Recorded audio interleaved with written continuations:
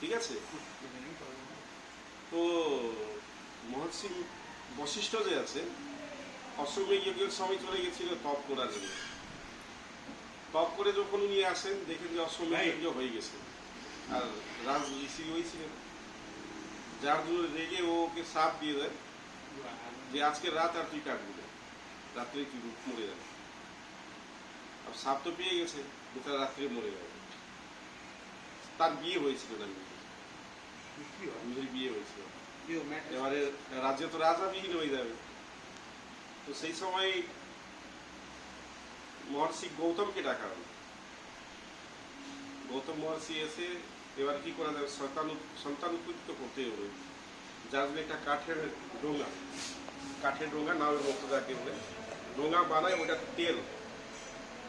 তেল দুধ এইসব কিছু সেই সময়কার মিশ্রণ ছিল। ওটাতে ওই পার্থিব শরীরটা রেখে তাকে মথা প্রারম্ভ করে। ওকে মরতেই তার থেকে যে এটা সন্তান তাদের উৎপত্তি হয়, ছেলের উৎপত্তি হয়। মথে উৎপত্তি হওয়ার কারণ তার নাম থাকে মৈথি, তার নামকরণ হয় মৈথি। তো মৈথি তারপরে সেই জায়গার রাজা হয়ে যায়। তো মৈথি একটু অদ্ভুত লোক, মানে মুখে তার জন্ম হয়েছে, যার কারণে ও রাজ্যের নামটা স্থানীয় ভাষা অনুসারে স্থানীয় ভাষা অনুসারে যেমন মৈত্রী তো বুঝেনি, ওইটাতে মৈথিলা মানে মৈথিলার রাজ্য বলে সেই সময় আরম্ভ হলো। ওই মৈথিলাটা অপভ্রংশ হয়ে লাস্টে মিথিলা হয়ে যায়। আর তার 19ম সন্তান জনক। আর জনক তারপর নিজের মেয়ের নাম সীতা আর মিথিলা, এই দুই নামে তার নামটা প্রচলিত করে। তো সেই সময়কার লোকের আয়ু, এই জিনিসটা কি প্রমাণিত করতে, আয়ুটাও অনেকই লম্বা থাকতো। যদি মানুষ যোগ প্রাণায়াম এইগুলো যদি করে, তো অনেকেই লম্বা সময় পর্যন্ত বেঁচে থাকতো। কেন কি বশিষ্ঠ ঋষি করে রামকেও শিক্ষা দিয়েছে, আর সে 19 বছর আগেও ছিল। তো তার কত লম্বা আয়ু ছিল। সাধারণ কথা বলুন, কি বলে বাল্মীকি ঋষি 10,000 বছর তো তপস্যাই করেছিল সে। তো বাংলা লেটারের বিষয় বলছিলাম। তো মৈথিও আমাদের বাংলা সমুদায়ের এখানে ইউনিভার্সিটিতে মানে পড়ালেখা করে মৈত্রী লিপিকে উৎপত্তি করে। মৈত্রী লিপি, বাংলা লিপি, নেওয়ারি লিপি। নেওয়াররাও সেই সময় মহাঙ্গে, এই কথাটা অনেক কম লোক জানে। নেওয়ার সেই সময় মরে গেছিল নেওয়াররা। নেওয়ার কোন সময় পালালো, কিচ্চকের বংশ অ্যাকচুয়ালি নেওয়াররা। কিচ্চককে যখন ভীমসেন মেরে দেয় তখন ওরা এই দিক দিয়ে পালায়, ওই সাইডে যায়। কিন্তু লিপিটা তো ওটাই আছে, তারাও এই সাইডেই ছিল। তারও প্রমাণ আছে, মানে উদাহরণ দিতে পারে যে ওই দেখেন না লাখেটা কি, তো ওটা ভীমসেন। ওরা ভয় পায় খুব ভীমসেন, আর ভীমসেনকে বেশি বাড়ে, কেন কি ওদের রাজাকে মেরেছিল সেই সময়। তো এই ইতিহাসটাও গহন আছে, এটাও খুব ভালো করে খুঁজলে পাওয়া যাবে। তো আবার বাংলা লিপি কিভাবে ছিল, মিথিলাতে কিভাবে এই কি বলে এই দেবনাগরী লেটারটা হাবি হলো বলতে, বেদ যেটা ছিল, বেদ পুরাণ, ওইটা 4টা নদী থেকে প্রবাহ হয়েছিল। আগে শ্রুতি প্রবাহ, যে সময় লেটার ছিল না আর কি, কিন্তু সেই সময় বাংলা লেটার ছিল, দেবনাগরী লেটার ছিল না, কিন্তু বাংলা লেটার, কিরাতি লেটার খাস যদি বলা হয়, এই লেটারটা ছিল। তো সেই সময় মিথিলাতে জন্ম নেই কি বলে বাল্মীকি। তো বাল্মীকিকে শ্রুতি গ্রন্থ আগে নদী থেকে যেটা প্রারম্ভ হয়েছিল, সেই সময় কি ছিল, মহর্ষিরা গিয়ে নদীর ধারে তপস্যা করতো, আর নদীর জলটা যে চলে আসতো জল, ওই জলের মধ্যে ওই শব্দগুলো আসতো, মানে যেটা বেদের যেটা শ্লোক আছে, সেই জলের থেকে ওদের কানের মধ্যে ঢুকতো। আর এই শ্লোকটা ওরা নিয়ে যেত নিজের ভিতরে, নিয়ে তারপরে নিজের যা ওদের চেলাগুলো আছে তাদেরকে তারা পড়া করতো শ্রুতি গ্রন্থ। মানে সেই সময় লিখিত ছিল না, 4টাই বই, শ্রুতি গ্রন্থ বলেই ছিল। তো 4টা গ্রন্থ লেখার জন্য মোটামুটি দেবী সরস্বতী নিজেই এসে লেটারের জ্ঞান বাল্মীকিকে দেয়, আর বাল্মীকিকে দেবনাগরী লেটার যে আছে সেই সময় দেবনাগরী লেটারের জ্ঞানটা ওর মাথাতে দেয়। আর সংসারের প্রথম কাব্য, এই বিশ্বের প্রথম কাব্য বাল্মীকি সেই সময় লিখে। সেই কাব্যটাও আমি ভুলে গেছি, মোটামুটি একটা বককে নিয়েছিল, সেটা আমার মনে নেই, বলতে পারছি না। সেটা প্রথম কাব্য এই সংসারে। তারপরে বাল্মীকি ঋষি দেবনাগরী লেটারে লেখা আরম্ভ করে কি বলে বেদ, 4 বেদ, 4 বেদ সে লেখে। আবার সীতাও তার মধ্যে ইন্টারেস্ট। সীতা আবার মৈত্রীতে বেদ লিখেছে, যার জন্য সীতাকে বৈদিও বলা যায়, বৈদেহী। সেও বেদ লিখেছিল মৈত্রীতে। সেই জন্য মিত্রা থেকে সেই লেটারটা লোপ হয়ে যায়, মোটামুটি আজকের ডেটে হারিয়ে গেছে। কিন্তু সেই লেটারটা বেঁচে আছে। ধরুন বাঙালিরা বাঁচিয়ে রেখেছে, এই যে কিরাতিরা বাঁচিয়ে রেখেছে, তিব্বতীয়রা বাঁচিয়ে রেখেছে, নেওয়াররা বাঁচিয়ে রেখেছে। যার জন্য বাঙালিদেরকে কেউ বলতে পারবে না যে এই জায়গায় ছিল। এর চেয়েও লম্বা ইতিহাস আছে নেপালে। নেপালে অনেকই লম্বা ইতিহাস বাঙালির আছে। নেপাল কইটুকু ছিল? নেপাল তো ওই ইসের ভিতরে, যেটা কাঠমান্ডু ভ্যালি দেখে বলে যায়, নেপাল তো তাকেই বলা হতো। ইতিহাস আরম্ভ করবো 450 বছর ইতিহাস। নেপাল অনেক আগে ছিল, নেপালের উল্লেখ অনেক আগে গ্রন্থের মধ্যে আছে, কিন্তু তার এরিয়াটা বড় ছিল না। তাকে বড় করলো পৃথ্বীনারায়ণ শাহ, তার চেয়েও বেশি বড় করলো তার ছেলে বাহাদুর শাহ।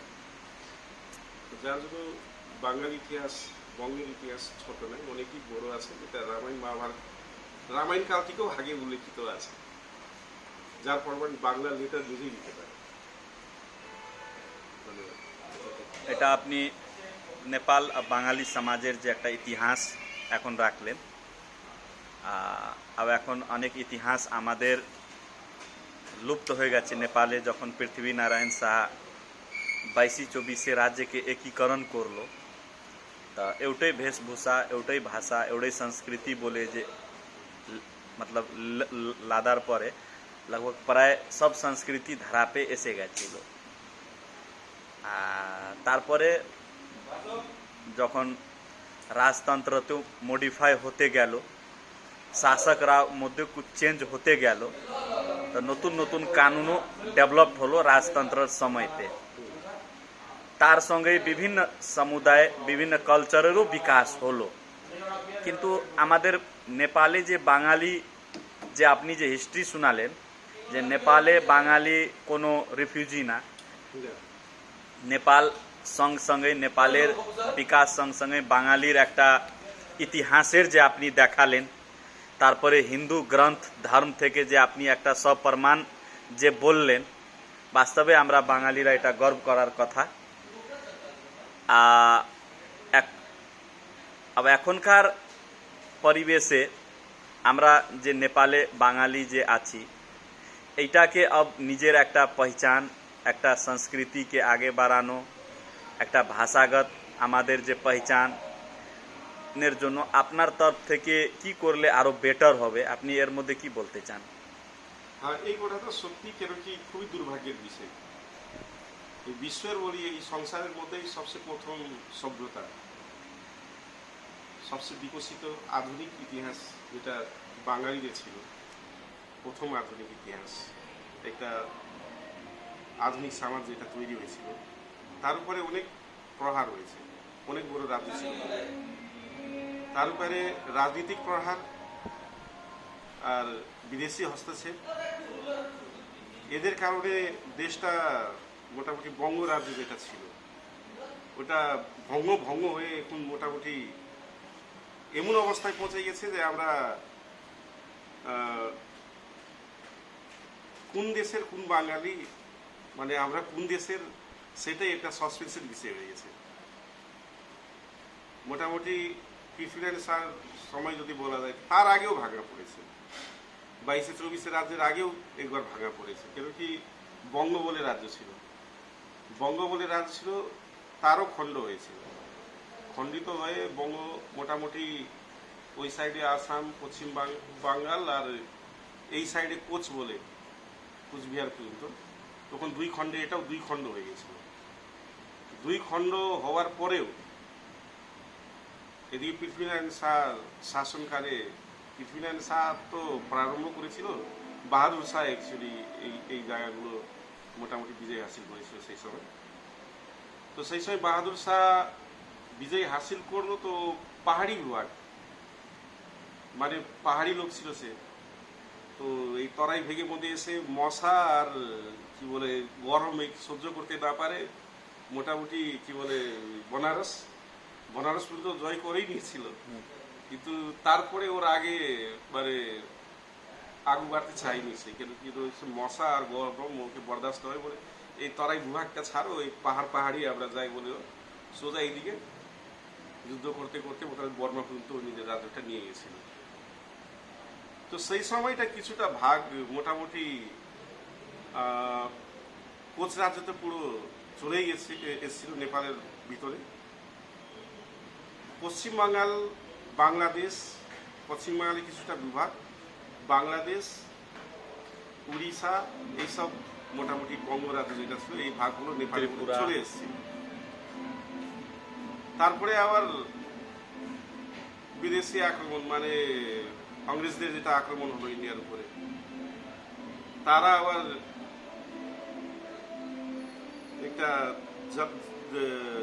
একটা জাল রচেই মোটামুটি নেপালের বিভাগগুলো যেটা নিয়েছিল, রাজকুমার মনে গিরবান যুদ্ধই ছিল বলে, গিরবান যুদ্ধকেই মোটামুটি খাওয়ার মধ্যে দেখে তাকে বন্দি বানায়, এই বিভাগগুলো তার বদলে চেয়ে নিয়েছিল।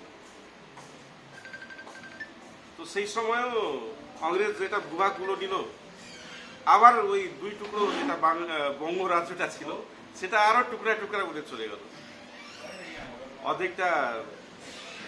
অর্ধেকের বেশি তো মোটামুটি ইন্ডিয়ার ভাগেই চলে গেল। সেই সময়কার ইন্ডিয়া বলতে কি ব্রিটিশ শাসিত, যেটা একটা অনেকটা রাজ্যের একটা দেশ ছিল ব্রিটিশ শাসনে ইন্ডিয়া, সেই রাজ্যের মধ্যে চলে যায় মোটামুটি বঙ্গরাজ্য। তার কিছুটা ভূভাগ নেপালের মধ্যে থেকে যায়, যেটা আমাদের ঝাপা মোড়ান সুরসারি এগুলো আছে। আর তারপরে আবার ভারত আজাদির পরে আরো বেশি টুকরা বিভাজিত হয়ে যায়। যেমন বাংলাদেশ আলাদা হয়ে গেল, পশ্চিমবঙ্গ আলাদা হয়ে গেল, উড়িষ্যা আলাদা হয়ে গেল, মণিপুর আলাদা হয়ে গেল। এইসব ঘটনাক্রমে মানে বাঙালিদের অস্তিত্বটা যেটা আছে ওটা বিভাজিত হয়ে মোটামুটি ওর সময়টা মোটামুটি নষ্ট হয়ে যায়। এটা সাসপেন্সের স্থিতিটা চলে এসেছে, তাকে আরম্ভ করতে হবে, না করলে হবে না। পশ্চিমবঙ্গাল একটা উঠে নিতে দাঁড়ানো একটা জায়গা আছে, বাংলাদেশের একটা রাজ্যভাবে চেনা যায়, বাংলাদেশও একটা নিজের পাইসান বানায় বসে আছে। কিন্তু আমরা যেটা ভূমি ঋষিতে একটা এমন পরিস্থিতি আছে যে আমরা রিফিউজি হিসেবে আমরা এখানকার দেশি, সেই সাসপেন্সটা ভাঙার জন্য আমাদের সংগঠনটা খুবই আবশ্যক। কেন কি আমাদের ইতিহাস আমরা যদি বলতে না জানি, আমাদের ইতিহাস যদি আমরা নিজেই না জানি, তা আমরা পরকে বলবো। যতক্ষণ না তাদেরকে জানাবো, সেই জিনিসটা আমাদের বাইরে আসবে না। কিছুটা তো মাওবাদীকেও ধন্যবাদ দিতে হবে যে কোচ